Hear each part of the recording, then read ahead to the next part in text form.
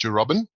Robyn, maybe you can just tell us briefly, I know that you haven't been on in the Western Cape for that long, but maybe just give us a brief introduction to where you started with your biomapping and your bird atlasing, and where you are now. Obviously, you're down in Franschhoek, but thank you for being available to share with us. You're a wonderful ambassador for citizen science and for biomapping. So we look forward to hearing what you have to say. Over to you. Right. Thanks very much. Thanks very much for the introduction, and also for allowing me to do this presentation tonight. It's just a fun thing, you know. I just like to share. I've been doing atlasing since the second Bird Atlas began, and I started out in Welkom in the Free State in those days. But that was a long time ago.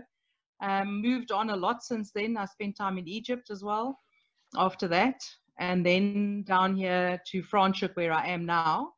I've been here since 2009, so it's been a couple of years that I've been here. And now I've been adding to the virtual museum for the last 10 years, since 2010. And I've been contributing to a lot of the projects, but for some reason I left out the BIRDPIX. Don't ask me why, because birding is my thing. So I actually don't know why I never did it until I started watching these webinars, and I was watching Kadis's presentation about her project and that she needed BIRDPIX.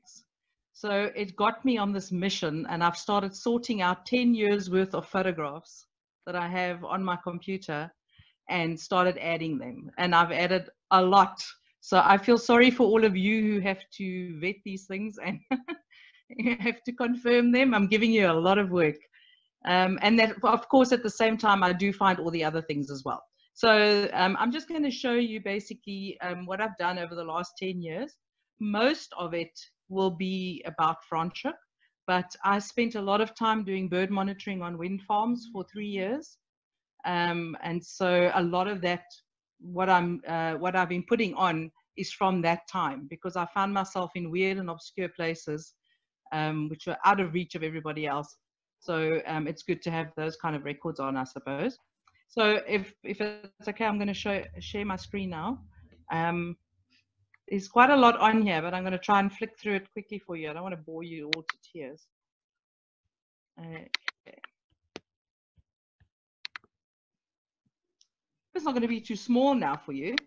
Now we can see it. It's okay. Okay. It's fine. It's good. That's perfect. Okay. So this is just to show you, for those of you who are not in South Africa, where Franschhoek is. It's this orange arrow here. We are situated in the southwest of the country, between Paarl and Stellenbosch in the winelands. So I live in amongst all the wine farms. Very beautiful area, very mountainous area, which I'm going to show you now. And so this is basically where we are. This is my 1/4 degree square, and it's made up of the Wemmershoek Mountains and the dam, which is there. And then we have the Montrechal Nature Reserve, which is a great place to go biomapping, which is there at the top of the Franschhoek Pass. So this road that you see goes through the village, and then it goes up the mountain, and that's the top, and then it goes down the mountain on the other side over there. And then, of course, there's also the village of Franschhoek, which is situated there. And there's the Franschhoek Mountains, which is all these mountains basically over here. And then there's the Berg River and the dam, which is also one of my favorite places to go to. And then there's a very small part of the Theewaterskloof Nature Reserve just over here. We just have the tiniest northern end of the Theewaterskloof Dam, which is Cape Town's biggest water source. So I have 3 dams in my vicinity. It's the Theewaterskloof Dam, the Berg River Dam, and the Wemmershoek Dam. All 3 of these dams now supply Cape Town with water. We used to get it from Theewaterskloof and, from Wemmershoek until the drought, and then they diverted that also to Cape Town, and we drink groundwater. We don't use any dams. So nice places to go and do biomapping. But of course, you'll notice that all my arrows are sort of situated here. And that's because large areas of my square are not easily accessible. So that whole area there, this area and this area are extremely mountainous. They're just mountains. There's few to no roads whatsoever to get in there. And here at Franschhoek, there is a village here for people who work at this dam. And if you do not live there or work at the dam, you have no access to this area. So if I want to go to these mountains, I have to go on the N1, which is up here at the top, and go all the way around. It's about a 2.5 hour drive until I get there, and I can try and access it through one little road on that side. So I have a very small area that I can actually work in. So as I said, I've been doing this for 10 years. So I just did a bit of research on the site to see what statistics I had. This first this first row shows how many I have contributed to each of the projects over the last 10 years. This column is showing what I've contributed just for this year. And this one is for how many I have contributed for, these are things that are seen this year. This one is my degree, my square. What is the total of everybody that has contributed, not just me, and this is my contribution. So if you have a look at this, you will notice that what I do the most, obviously, is birds. You can see that very easily, but I do try and contribute to the other things as well as much as possible. I recently added a very nice, what I thought was a great record of mammals, and then I went to go and check, and I was shocked to find that there's 673 other contributions for mammals for my quarter degree square, and a lot of them are leopards, and it's the Cape Leopard Trust that have put up a camera up in the mountains and got some amazing footage there that they've contributed. So my little 9 is nothing compared to the 673 that is already there, but that's all good. It's no problem. Mine is also fine. So I have, over the years, managed to get a few birds with odd plumages. This is a speckled pigeon that was found here at the Butterfly World, but it's in captivity, and somebody told me that when they're in captivity, they lose their color. I don't know if that's true, but this one certainly is. And then I love this little wagtail that I found on one of the wind farms that was completely white. So those are my 3 for that. And then I do love frogs very much. So in my area, we mostly have the clicking stream frogs. So they're everywhere, and those are the ones that you're going to see the most. So these are all from Franschhoek. But my favorite one that I ever found was on the Hoda wind farm. We found this flat keiko, and it's so tiny. That's the tip of my finger, and this little tiny thing is sitting on there. I just love that record. So what I've done here is given the date and where I found it and what the species was and the number, the record number, just for my own information. Then this is what I thought was a wonderful mammal record for Theewaterskloof Dam, the red hartebeest. I have never seen red hartebeest there before, and we saw it recently on the 25th of July. And I very eagerly put it onto the mammal map, only to find that it's been recorded 100 times. So I didn't know that. But these are what I normally find. So I do a lot of walking, obviously, in my village, and I often come across mammals that are like rats and things that are dead. Then I do a lot of bird ringing, and I often get these little mice caught in the bottom of the net. So you just have to roll the net a little bit, and eventually they manage to escape completely unharmed. On the wind farms, we also did bat studies. So I have quite a few bat records that I've been able to put up. And then obviously I find a lot of roadkill. So we try, and especially when it's a nice specimen like this that is very easy to see. And you'll notice that was number 4 of the whole mammal map. So that was a very long time ago, 10 years ago. And that was found in Franschhoek. Okay, then over this winter, when I walk my dog in the churchyard, I come across all these mushrooms, most beautiful mushrooms there. Really, really excited to see them. I love this smooth gauge stinkhorn. That was really a special one to find. And although they have I wrote here not ID'd yet, but they did have, somebody has put some names up there, but it still says identification pending. So I'm not quite sure why that is. This one hasn't been identified yet. I don't know anything about mushrooms, so I can't put a name to it. I have to go on what other people say. But they're very pretty, and I'm very happy that I've been able to contribute something towards it.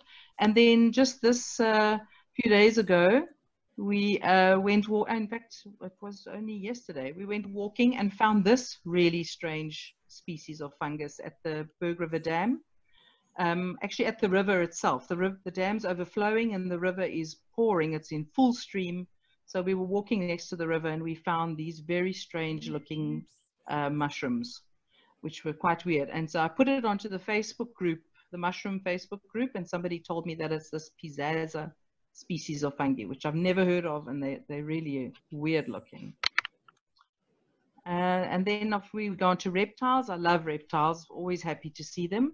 My favorite one that I put onto the virtual museum is this Nile monitor. We were on the way to a wind farm in the Karoo, and we were driving up the N1, and this very close to Beaufort West, and this thing walked across the road in front of us, and it was huge, so we couldn't miss it. So of course we had to stop and take photos of it.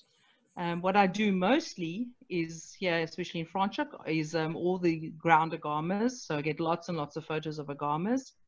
And then this is a snake that was taken here in Franschhoek when I was riding my bike, my mountain bike down a road, and this beautiful scarpsjacker came across the road, which was very, very lovely to see. Then we do get quite a few of the cave dwarf chameleons, of course. And then I do a lot of bird ringing in my my wildflower garden, which is not my garden. It's behind the museum, the Huguenot Museum here in town. And they have a lot of tortoises in there. But most of them are angulates, because, you know, angulates are the most common tortoise that we have. And but there's this one parrot beak. So I found this parrot beak on the 19th of September 2010. And I found it again on the 29th of December 2018. I don't know that it's the same individual, but it most likely is, because they're certainly not very abundant there at all. And then also yesterday we found this funny little gecko. I'm just looking at other identifications. It might be an ocellated gecko, but of course I could be wrong. I have no idea. I'll wait for somebody to confirm that. And then butterflies. Yeah, butterflies are my nemesis. I'm very sorry, Steve. I love moths. Moths are amazing. They just sit still and they don't move, and they're very pretty. And I love taking pictures of moths. I hate taking pictures of butterflies because they generally just fly away and I can't get them, and I get very frustrated. Butterflies are difficult things. I'm so yes. I'm actually chuffed that you got that Tauronesis at Sutherland. That actually might be one of Jonathan Ball's new species. He claims that every mountain in the Karoo's got a different species of Tauronesis. He hasn't described. Okay. Well, it's not identified yet on the butterfly map, so I don't know what it is. I am not surprised. It's Tauronesis sp.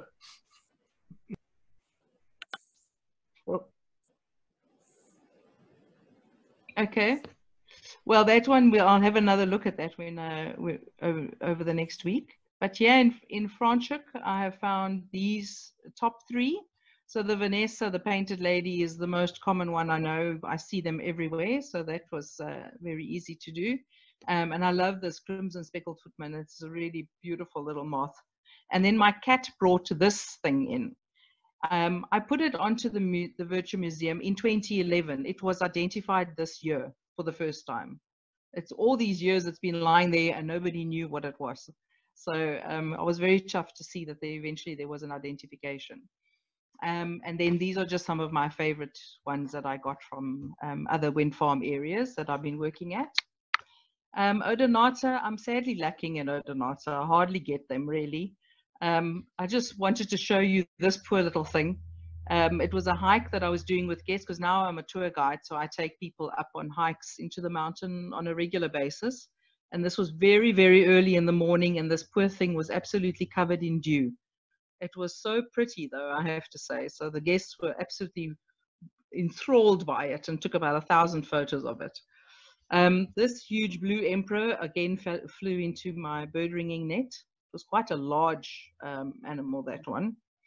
And then I've just got one of these at Mauriceburg, very pretty red.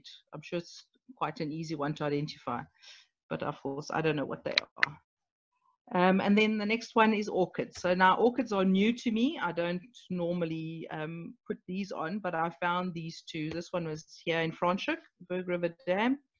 And this one was from the Gondwana Game Reserve, where I worked for a while in Mossel Bay in 2017. So I've got those two on the orchid map. And then, of course, this is now going to be my favorites. So most of my photos that I put on the BIRDPIX are my ringing photos, which are really great because you get to see the bird really nice up and close. Sometimes we get birds that we don't see easily, like this streaky-headed seed eater. I don't normally see them flying around, but they come into my net. And the same with the grey-headed sparrow. Also not that common to see flying around, but I got the whole family the other day on the 2nd of August. I got the whole family in the net. This particular robin here was a recap, and I ringed this bird 8 years and 4 months ago in the same garden, and I caught it again on the 2nd of August. Oh, sorry, that was me. So most of these are from Franschhoek. And then I don't only do bird ringing, obviously, I do walk around as well. And I was very, very chuffed to find this Cape Rock jumper up at the top of our mountain when I took my guests up on the 8K hiking trail at Montrachel. And there was this family of Cape Rock jumpers right at the very end at our lookout point. So that was very, very exciting for me because that was my nemesis bird. I'd never seen one. And that was my very first time. Then obviously we get just the normal guys and always get African black duck.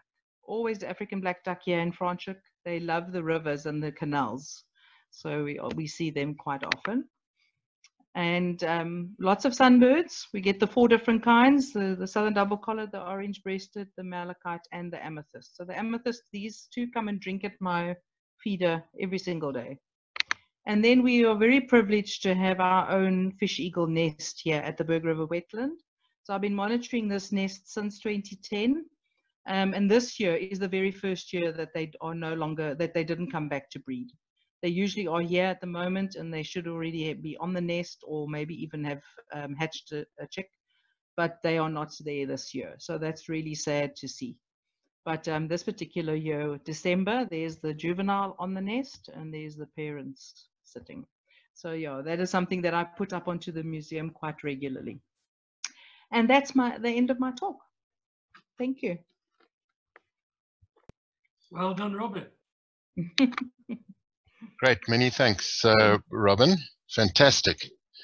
I think once again, it's just wonderful to see how active people are and the wonderful contributions that we can all make as citizen scientists.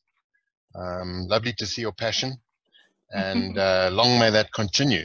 And wonderful to see you as well. I think that many of us who've been involved with these projects, we have tended to diversify as we've got more involved. And it's lovely to see, folk like yourself getting involved in whichever of the virtual museum projects you do, find yourself getting involved in. So that's brilliant to see. Lovely to have a platform like the virtual museum with all the projects. And I would hope that there'd be room for for that suite of projects to actually expand and grow. Les, any comments on that? I just, something that I see quite a lot of are locusts, Orthoptera. Do we have a specialist that or a panel that we could contact with regard to setting up locust map? Yes. So the first thing we need to set up a new section of the virtual museum is it's a high quality or pretty high quality taxonomy for that group. I don't know if anybody can give us a really, really good taxonomy for the locusts. And I've got no idea how many locusts there are in South Africa. Do you know a locust specialist or locusts in Africa even? I don't. Could try and find out, but I just, I see quite a few when I'm out and about, and I'm starting to photograph them in the hope that one day we'll be able to submit locusts to the virtual museum. Simon Van Noort, he'd know.